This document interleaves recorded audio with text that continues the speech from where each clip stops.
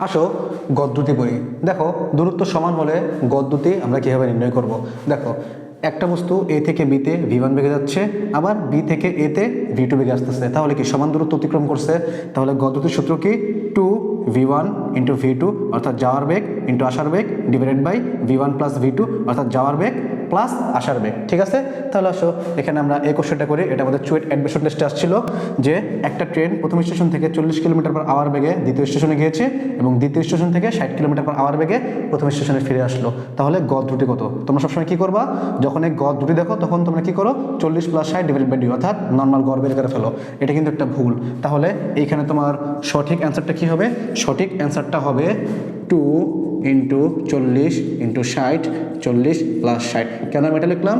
কারণ প্রথম স্টেশন থেকে দ্বিতীয় স্টেশনে যাওয়ার যে দূরত্ব, দ্বিতীয় স্টেশন থেকে প্রথম স্টেশনে আসার দূরত্ব একই। ঠিক আছে, অর্থাৎ এটা হবে 4800 divide by 100, 48 kilometre per hour. আশা করি বুঝতে পারছো।